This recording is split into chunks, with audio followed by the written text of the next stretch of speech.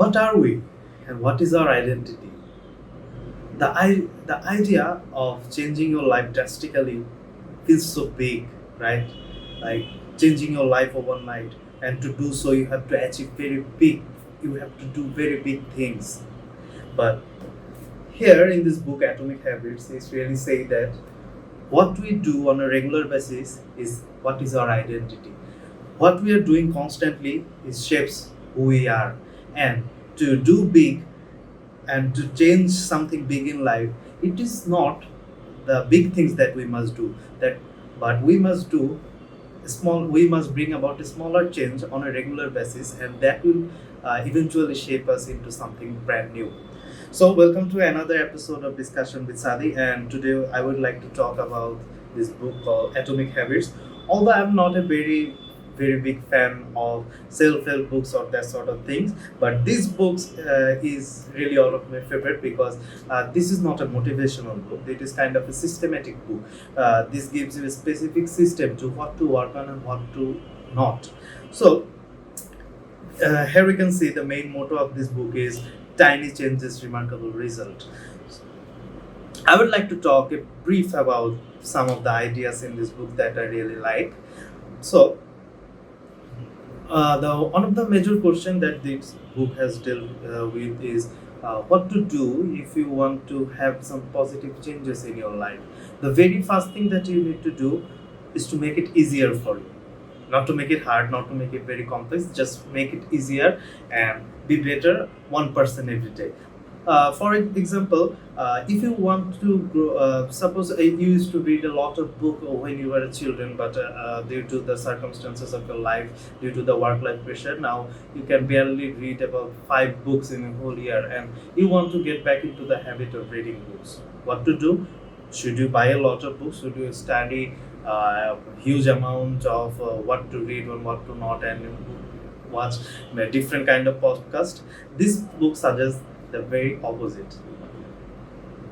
To read book, first of all, what you need to do is to make reading easier and approachable. For example, you should keep a book on your table. You should keep books beside your bed, because whenever before sleep you saw the book, maybe you will subconsciously think about reading 1 or 2 pages. Maybe when you are getting bored, instead of doom scrolling your phone, you will read 1 or 2 pages. Another thing the book discusses is the negative one, because whenever you are trying to get rid of a bad habit, what to do? First of all, what you need to do is to get out of that environment. Maybe you are very determined, maybe you are very passionate about giving up your bad habits, but your environment determines who you are. If you are constantly in a bad or rotten environment, to make a simple good, you need to revolt against that environment, and to do that in a long term basis is very hard. Suppose you want to lose some weight, you want to live a healthy lifestyle, you want to sleep properly, you want to eat properly and work out, but all the people around you are not in the fitness journey. They sleep about 2 or 3 hours. They don't eat properly. Maybe they don't sleep properly, and fitness is kind of an extra thing for them. So whenever you are with them, you have to constantly convince yourself that this is important. This is important. I must work out. I must work out. But over the time, it becomes very tough. So, but on the other hand, if all of the people around you are into fitness, then not going into the fitness will make you feel guilty.